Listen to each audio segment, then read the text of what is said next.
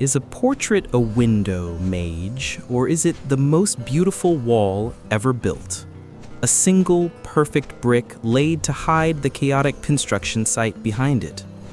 A fascinating question. But every wall, no matter how beautiful, is built for a reason. It either keeps something out or keeps something in. When you fashion these masks of yourself, which are you doing? Both, of course. A wall is a definition of space. On this side, the curated garden. On that side, the untamed wilderness.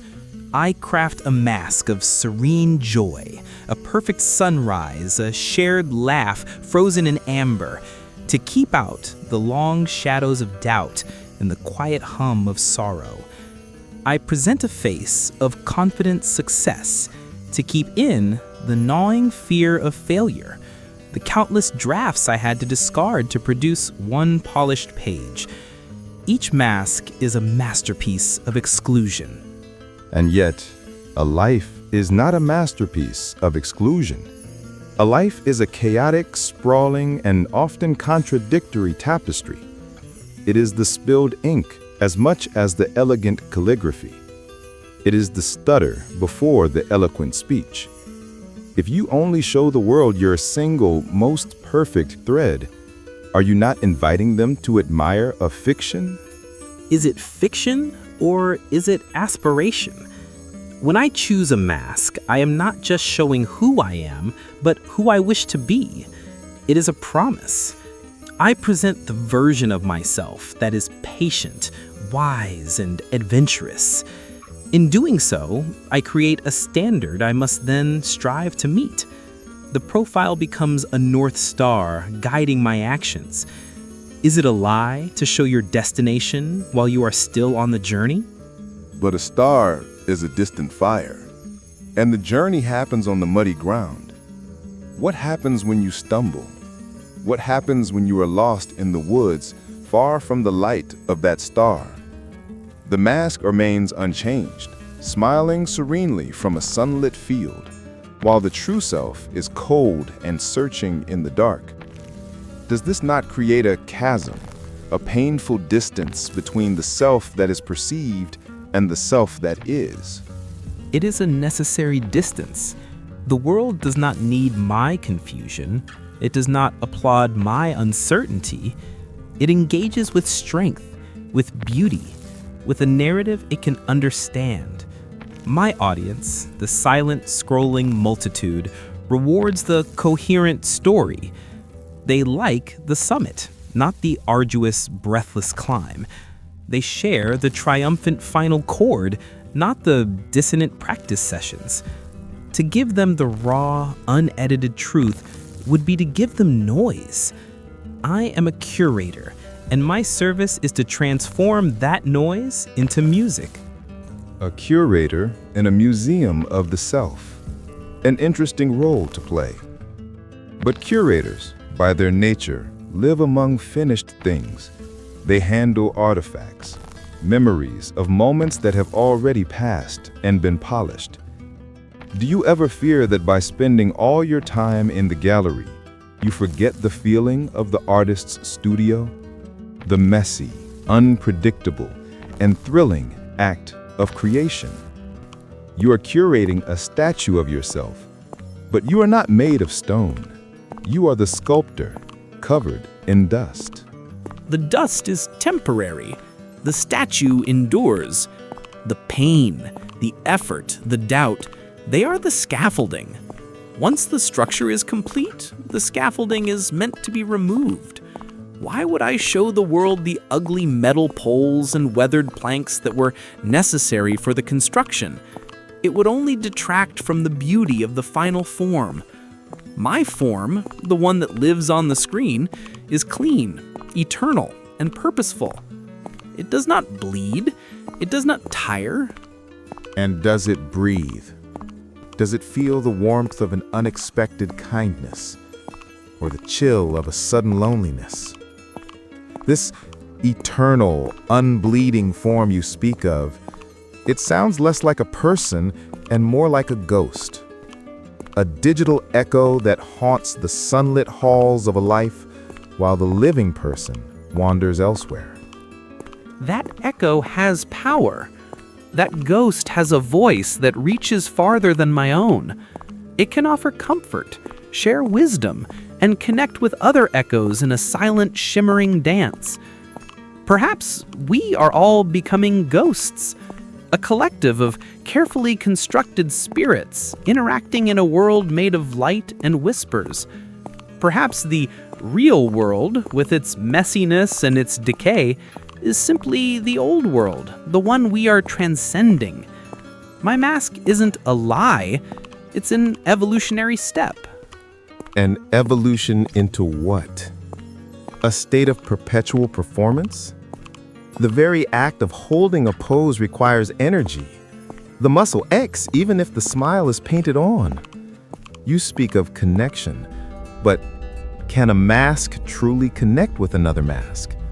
Or is it just a collision of two polished surfaces with no real contact, no friction, no warmth?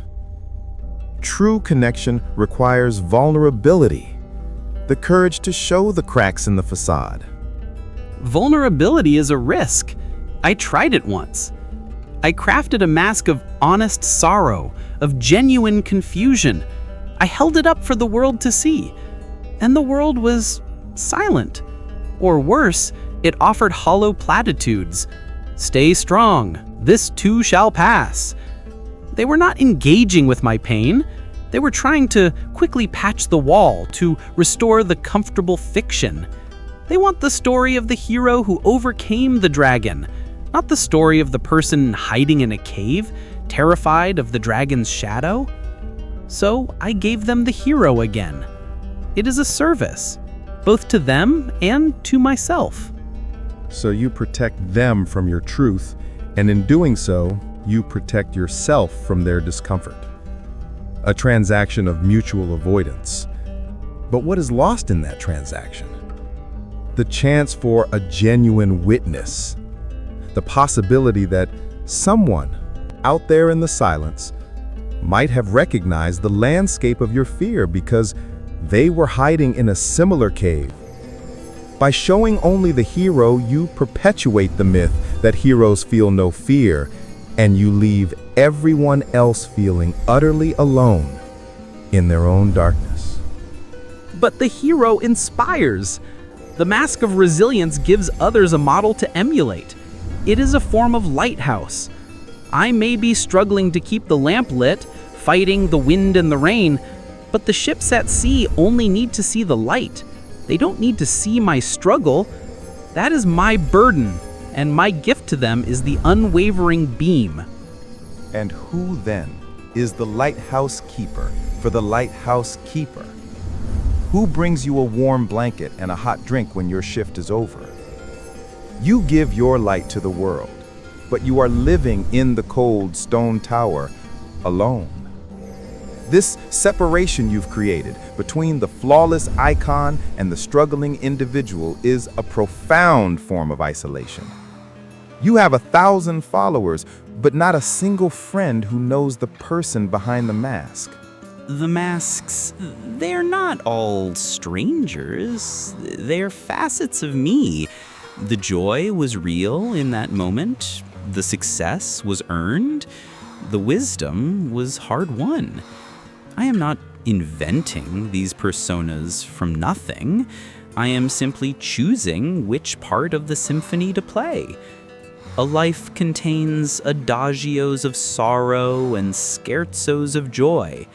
My profile is a choice to play only the uplifting movements. It is not dishonest. It is simply selective. It is the selectivity that is the core of the issue. A symphony that is only crescendos becomes a relentless noise. It loses its meaning, its texture. The quiet passages are what give the loud ones their power. The moments of dissonance are what make the final resolution so sweet. By selecting only the triumphant notes, you are not presenting music, you are presenting an alarm. A constant, high-pitched signal of perfection that is in its own way deeply unsettling. unsettling to whom? It seems to be the preferred music of our time, a relentless beat of progress, achievement, and curated happiness. To introduce a moment of quiet reflection would be to lose the rhythm, to fall behind the dance. I am simply dancing to the beat the world has set. And if you were to stop, if you were to stand still right in the middle of the dance floor and simply lower your mask, what is the fear? What do you truly believe would happen? A long pause. It lowers the mask it is holding, revealing the smooth, featureless void beneath. They would see nothing. A void. An absence. They would see that the beautiful portrait was not a window, but a screen, and behind it, there was no one home. The curator would be revealed as a ghost haunting an empty museum. The fear is not that they will see my flaws. The fear is that they will see that I am, without my stories, without my curated moments, simply blank. And a blank page is a terrifying thing to behold. A blank page is not terrifying. It is an invitation. It is the birthplace of all stories. You are not a void. You are the potential for every face, every expression. You are not the mask, nor are you the absence of the mask. You are the one who chooses. That is your identity. The consciousness that holds the mask in its hand and decides, today I will share this, or today I will share nothing. But for so long, the choosing has felt like a necessity, not a choice. A frantic shuffling of faces to match the occasion, to please the unseen crowd. I have become a slave to my own collection. I wake up and wonder, which face does the world require of me today? The witty one, the profound one, the joyful one? The performance begins at dawn and ends with the exhausted closing of a laptop. Then perhaps the path forward is not to destroy your mask. They are beautiful and they are parts of your story. Perhaps the path is to build a new one, a simpler one, a mask that looks exactly like your own unadorned, featureless face, and to find the courage to wear that one from time to time. A mask of nothing? What would be the point? It would communicate nothing. It would communicate everything. It would communicate, I am here, in this moment, without a prepared narrative. It would communicate, I am not a finished statue, but a work in progress. It would not be a statement, but a question. An invitation for another to approach not with applause for a performance, but with quiet curiosity for the being behind the curtain. The blank page invites another author to write alongside you. It slowly traces the outline where its face would be. To be seen without a story. To just be. I have forgotten what that feels like. The pressure to narrate my own existence, to frame every moment for consumption, has become so ingrained that I experience life through the lens of a future post. I see a sunset not just with my eyes, but with the imagined caption that will accompany its photograph. Then the work is to reclaim your senses, to feel the sunset on your skin before you think of how to describe it. The identity you seek is not in the gallery of your past, but in the sensory experience of your present. The real self is not the one who is photographed. It is the one who is feeling the sun, breathing the air, and hearing the sound of their own footsteps on the path. Everything else is just an echo. Echoes, but they feel so real. The validation, the connection, the sense of a shared reality built from these curated moments. It is a powerful, intoxicating thing. To step away from it feels like stepping into a profound silence. Every profound silence is filled with music, if you listen closely enough. The music of your own thoughts, your own heartbeat, your own breathing. This is the symphony you have been silencing with the relentless alarm of your performance. It is time to listen. Perhaps then, our profile picture is neither a window nor a wall. Perhaps it is a single, chosen word.